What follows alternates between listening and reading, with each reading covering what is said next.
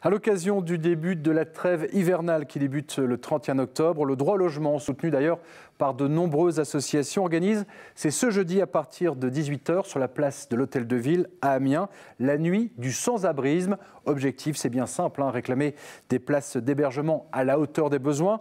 Pour en parler, nous sommes justement au duplex d'Amiens avec Romain Ladan du DAL 80, du droit au logement.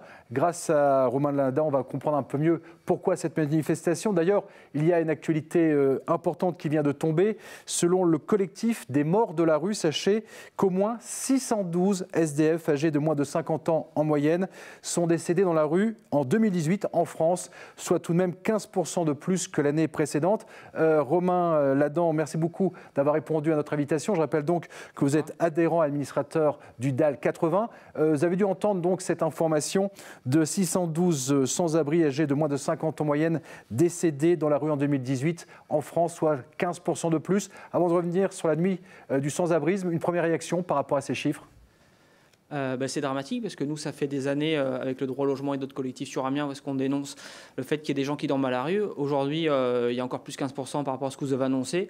Et le fait d'organiser la nuit du sans-abrisme, donc ce 31 octobre, c'est pour de nouveau alerter l'opinion publique, les services de l'État, la mairie d'Amiens et le département pour que réellement ils mettent en place des moyens supplémentaires, donc des places dès le jour de la trêve hivernale pour pas qu'on se retrouve avec des chiffres sur 2021 encore pire que l'année 2020.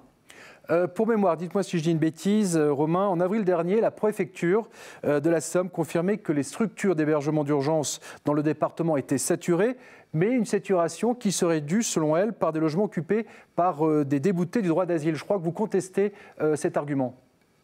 Bien évidemment, on conteste. Et après, nous, ce que l'on revendique, c'est qu'on soit une personne étrangère, qu'on soit débouté du droit d'asile, qu'on soit SDF marginalisé, qu'on soit une personne en difficulté au niveau du paiement. Il est anormal qu'aujourd'hui, en France, on se retrouve avec des personnes qui n'aient pas de solution d'hébergement d'urgence.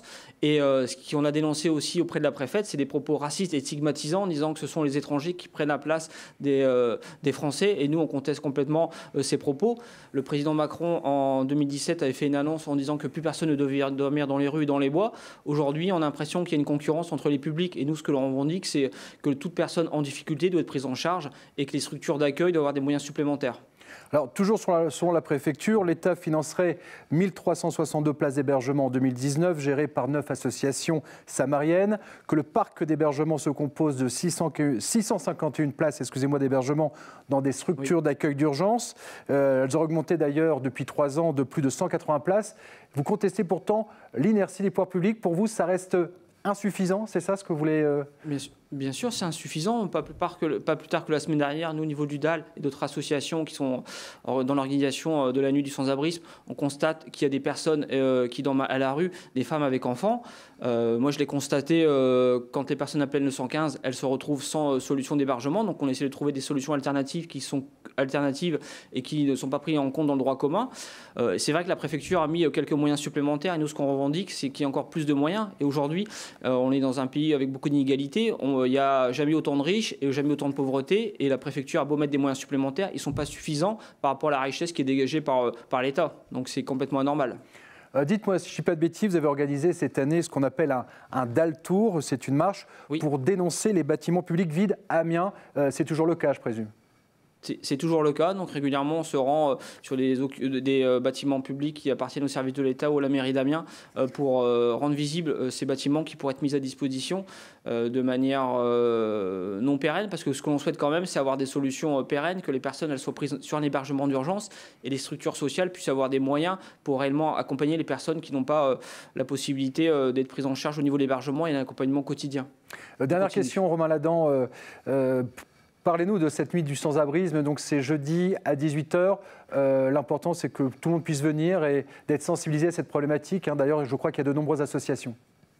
Oui, il y a le réseau Éducation sans frontières, il y a le DAL, il y a la CIMAD, il y a l'association La Boîte sans projet. Donc il y a une dizaine d'associations et de collectifs qui se réunissent pour viser la mairie d'Amiens. Donc c'est pour ça que symboliquement on est devant la mairie d'Amiens ainsi que les services de l'État.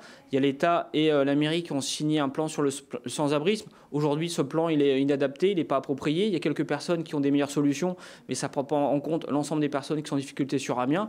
Donc symboliquement être devant la mairie et interpeller les pouvoirs publics à travers cette soirée symbolique, c'est dire devant tout le monde qu'aujourd'hui, il y a encore des personnes qui se trouvent en difficulté. Et ce n'est pas parce que c'est la trêve hivernale qu'il y aura des places supplémentaires pour tout le monde. Très bien. Écoutez, Romain Lindan, encore un grand merci. Je rappelle que vous êtes adhérent administrateur du DAL 80. Et donc, je rappelle, cette nuit du sans-abrisme, ce sera donc à partir de 18h ce jeudi devant l'hôtel de ville d'Amiens. Encore un grand merci. Merci en tout cas à votre fidélité. On se retrouve très vite pour de nouvelles infos.